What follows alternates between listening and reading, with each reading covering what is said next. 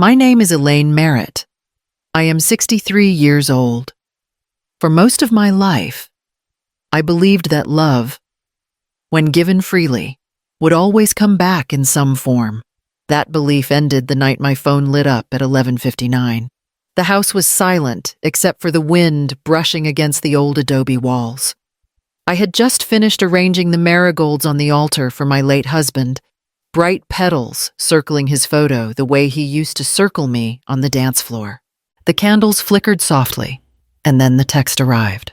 After weeks of tense calls and disagreements over the inn, I finally received the message, "It's done. You're no longer part of the family. Don't come for Day of the Dead." It was from my son, Daniel. A moment later, I saw the notification that his wife, Sabrina, had liked it. The screen glowed in the dim light, the words sharp and cold, as if they'd been rehearsed. I read it twice. Then I put on my glasses to be sure I wasn't imagining it. My hands didn't shake. Instead, a strange calm came over me, the kind that settles in right before a storm breaks. I typed 9 words. "Thanks for confirming. I'll cancel all automatic payments." When I hit send, the tiny whoosh of the message sounded final, almost ceremonial. I set the phone down beside the candles and watched the wax drip over the clay plate. The wind outside rose, carrying the smell of smoke from a neighbor's chimney.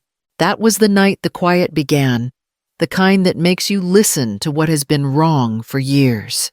The morning after the message, I woke before dawn, as I always do. Habit, not hope. The courtyard of La Cosecha Inn was still wrapped in darkness. The fountain frozen mid-splash beneath the cold November air. I lit the porch light out of instinct, the same way I have for 30 years, one small gesture that used to mean someone would come home. I started this place with nothing but grief and a loan I had no right to get. My husband, Mateo, had died in a highway accident when our son, Daniel, was 8. We had no savings, only a patch of land with a half-collapsed adobe structure and my stubbornness. I sold his truck, pooled some savings, and borrowed $50,000 from a local bank, supplemented with small loans from friends, turning that ruin into 7 modest guest rooms. For years, I cleaned every floor myself, washed sheets until my hands cracked, cooked breakfast before sunrise, and kept the books late into the night. I smiled through exhaustion, telling Daniel that someday it would all be his. And in time, it thrived. La Cosecha became known for its painted doors, its lavender tea, and the smell of piñón wood burning in the courtyard. The first time a travel magazine listed it among Santa Fe's best small inns, I cut the page out and framed it. Daniel was in college by then. He called to say congratulations, his voice distracted, as if the success belonged to someone else. I told myself he was busy. I always told myself that. Now, walking those same halls, I could feel the years inside their walls, the laughter, the labor, the sacrifices layered into the plaster. Every tile, every beam carried my husband's absence and my son's distance. Everything I built for love now stood as proof of how far love can drift. I met Sabrina on a warm spring afternoon, the kind of day when the wind smells faintly of sage and sunlight. Daniel brought her to the inn for Sunday lunch, his arm slung loosely around her shoulder.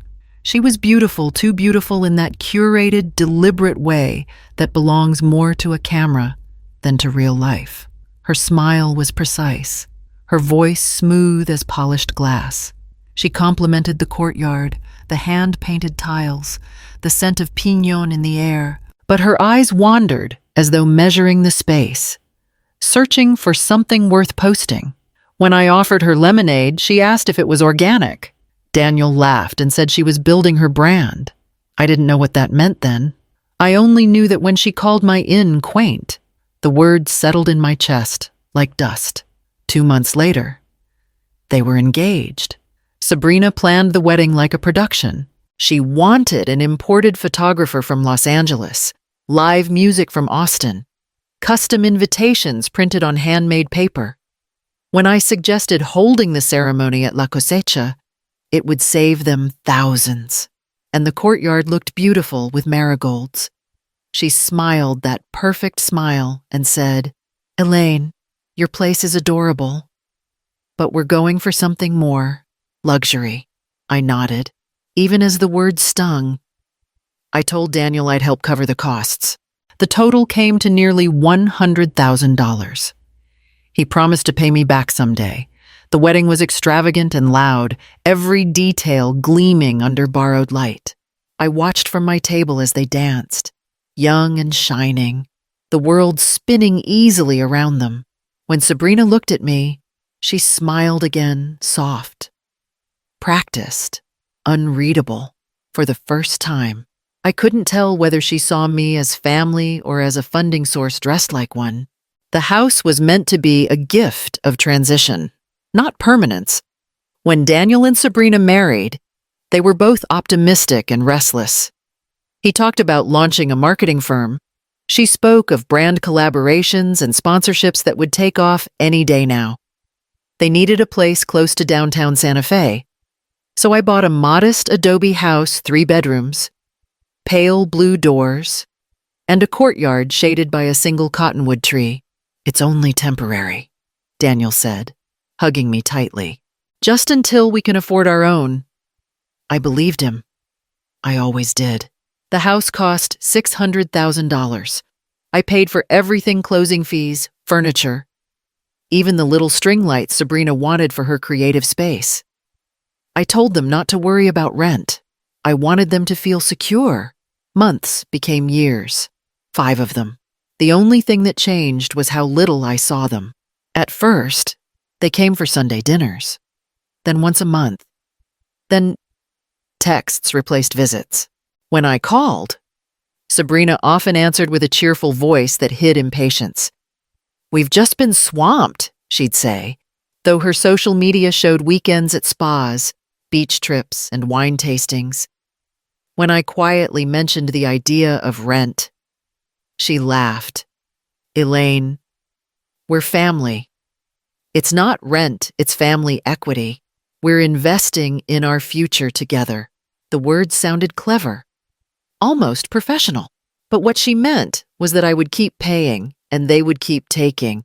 Daniel stayed polite but distant. Whenever I brought up responsibility, his tone shifted. Polite yet sharp. "Mom, it's not about money. You've always said family helps each other." He wasn't wrong. I just hadn't realized that help had become his foundation. One evening, as I drove past their neighborhood, the windows of that adobe house glowed with soft light. Laughter floated through the open patio door, voices young and careless. I sat in my car for a while, listening. Everything inside was warm, bright, alive, everything except the truth that the house I'd given them had become the wall between us. By late October, Santa Fe smelled of wood smoke and roasted chiles. The air crisp enough to sting, but soft enough to make you nostalgic. Every year since Mateo's passing, I had prepared the altar for Dia de los Muertos. It was the one tradition Daniel and I had kept faithfully, no matter how busy life became. He always came home to eat his father's favorite meal mole with cinnamon and dark chocolate, warm tortillas, and coffee strong enough to keep stories alive past midnight. That morning, I polished Mateo's photo frame and set it at the center of the altar. Around it, I placed marigolds and candles, each flame a small promise that memory still mattered. I cooked slowly, letting the house fill with the scent of chiles and cocoa. The table was set for 3, an old habit I couldn't break. Even though it had been years since Daniel had called ahead, by 5, the sky had turned the color of burned copper. I sent a short message, "Dinner's ready, if you're coming." No reply. At 7, the food had gone cold.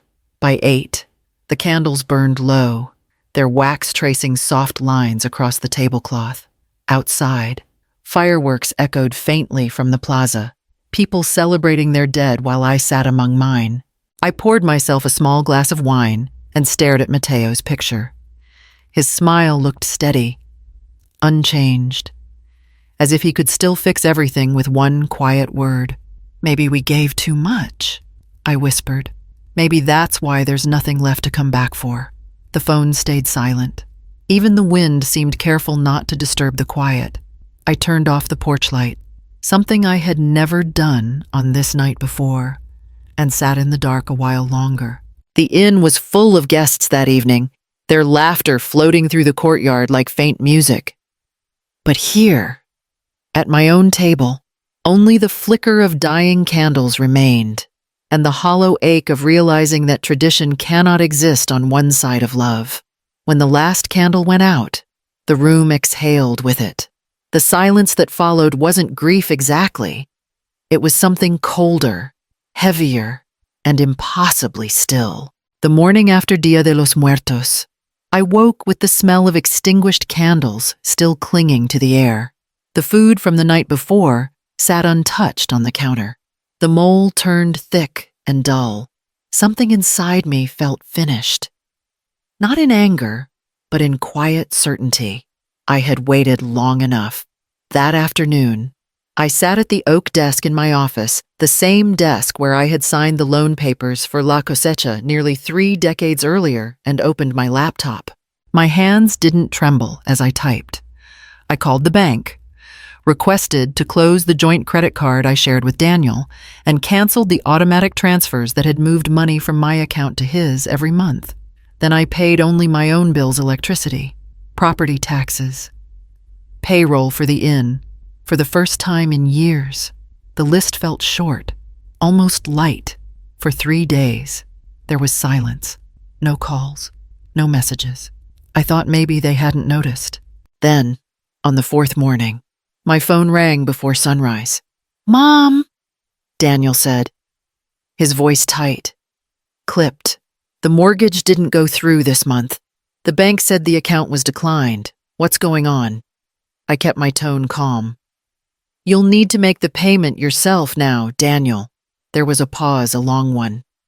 The kind that measures disbelief. "Wait. What? Since when?" "Since now," I said simply. "By noon."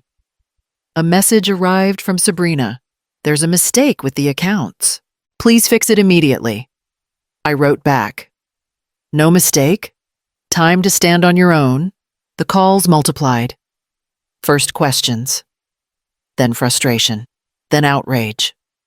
Sabrina left voicemails laced with indignation, her voice sharpening with each one. Daniel's messages shifted from concern to accusation. "You could have warned us. You know we're trying to get ahead. Why are you doing this now?" I didn't respond. I watched each notification appear and fade like waves breaking against a wall that had finally learned not to move. That night, I sat by the fireplace, the crackle of wood louder than the phone vibrating across the table. It rang until the screen went dark again. The quiet afterward was almost a relief, steady, deliberate, like the beginning of a long overdue conversation I was finally having with myself. By the end of that week, silence turned into noise. It began with a single post on Daniel's social media. "Some parents use money as punishment." I stared at the words on my phone, reading them again and again. He didn't mention my name, but he didn't need to. Half the family knew who he meant. The comments poured in sympathy, outrage, advice from strangers who knew nothing about us. Then came Sabrina's video. She appeared in soft light, eyes glistening, voice trembling just enough to sound fragile. "It's hard," she said. "When someone you love tries to control you with money, we just want peace." She ended with a shaky smile and a sigh that could have won an award. The video spread quickly. Former guests of the inn saw it. A neighbor sent me the link, asking gently, "Is everything all right?" For 2 days, my phone didn't stop ringing. Cousins I hadn't heard from in years called to check in. An old friend from church offered to pray for reconciliation.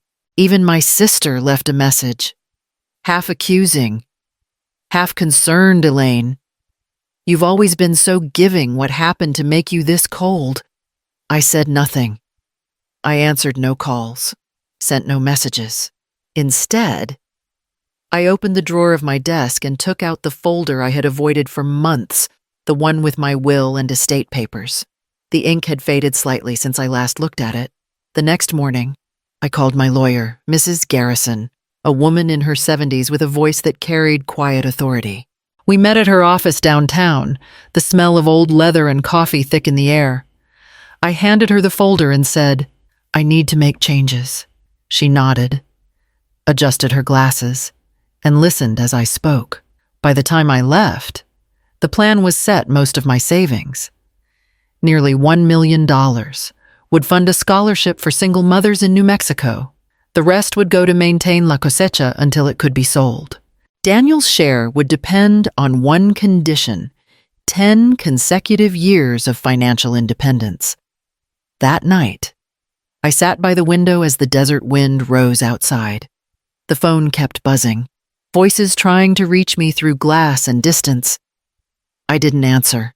For the first time in a long while, my silence wasn't emptiness, it was a decision. The story might have ended there, me silent, them loud, but the internet has a way of stretching lies until they snap. 2 weeks after Sabrina's video, a young journalist from the Santa Fe Herald called the inn. Her name was Lila Perez.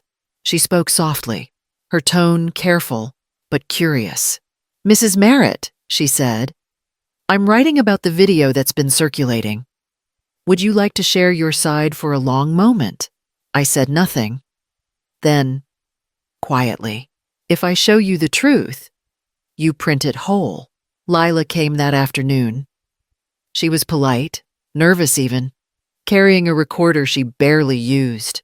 We sat at the kitchen table, the one where Daniel used to do his homework. I brought out a small box bank statements, wire transfers, property deeds, tax receipts. Each paper told the same story: tuition payments for 4 years at the University of Texas, down payment and mortgage coverage for the adobe house, utility bills paid in full, even a credit card balance cleared after their honeymoon, all of it in my name. Lila flipped through the pages slowly. "You kept everything," she said. "I had to," I replied, because one day I knew words wouldn't be enough. The article came out 3 days later. The headline read, "A mother's boundaries are not betrayal." Beneath it, a photo of the inn, warm, golden light spilling through its arched doorway. The piece was calm, factual, almost tender. It spoke of years of work, of love that turned into obligation, and of a mother finally saying no. Messages poured in again, but this time they were different. Former guests wrote kind notes. Old friends apologized for believing what they saw online. Even strangers thanked me for reminding them that love has limits. Daniel's account went quiet. Sabrina deleted her video. A neighbor said they had stopped attending the local cafe where they'd once posted photos every morning. I didn't celebrate. I didn't even feel victory. I just folded the newspaper and placed it in the same box with the receipts. The truth was out there now, standing on its own legs. I didn't need to carry it anymore. By spring, the court orders had gone through. The adobe house once filled with laughter, arguments, and the smell of Sabrina's designer candles was legally mine again. Still, when I unlocked the door, it didn't feel like reclaiming anything. The air inside was stale. The walls were scratched. The tiles cracked. The refrigerator left open to rot. Clothes and broken frames littered the floor, as if someone had left in a storm. In the corner of the living room, I found a small photo Daniel at 10 years old, holding a fishing pole, grinning up at me. I almost sat down right there. Sabrina had left first. The neighbors said. She packed her car and drove east, posting cryptic messages about starting over. Daniel stayed for a few weeks before disappearing too. The house was a skeleton, of what I had once given 4 walls built on the illusion that money could hold love together. I didn't sue, but I ensured the house was legally returned to me and hired a local crew to assess any damages and secure compensation. I paid a local crew to clean and repaint. Then I locked the door again, not out of anger, but because I needed to let it rest. Some ruins are best left quiet. Months passed. La cosecha stayed steady. Tourists came and went. The desert bloomed early that year, stubbornly alive despite the drought. Then one morning, a letter arrived, no return address. Just my name written in Daniel's uneven handwriting. Mom, you were right. I never learned to earn. I thought I could live on what you built. I thought you owed me that. I see now that I was the one who owed you everything. I don't expect forgiveness. I just wanted you to know I'm working now. Really working. Maybe someday I'll be someone you'd be proud of again. I didn't write back. But I placed the letter on my nightstand, beside the photo of my husband. And every night before bed, I read the first line again because for the first time in years, it didn't sound like blame. It sounded like beginning. When the last candle caught, Daniel looked at me and whispered, "Does this mean we can start over?" I touched his hand. "This light isn't for waiting anymore," I said quietly. "It's for peace."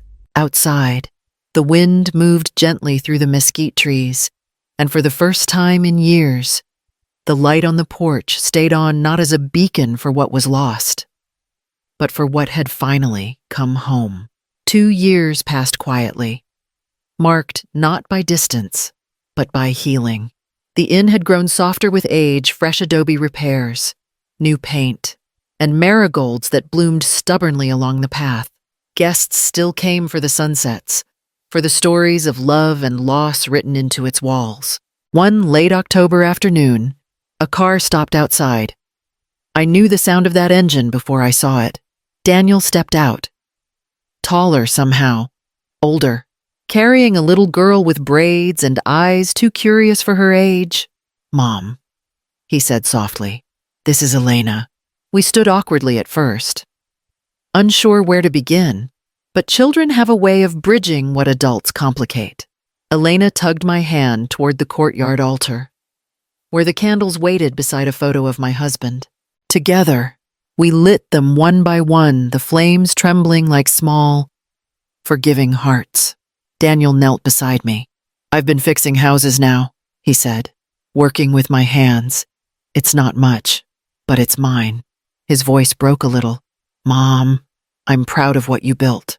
I looked at him, really looked, and saw not the boy who had taken, but the man who had learned to make. "This light," I said, touching the flame nearest his hand, "isn't for waiting anymore. It's for peace." Outside, the wind moved through the courtyard, carrying the faint scent of wax and marigold. The candles flickered. Steady and warm, the kind of light that stays, not because it must, but because it finally can.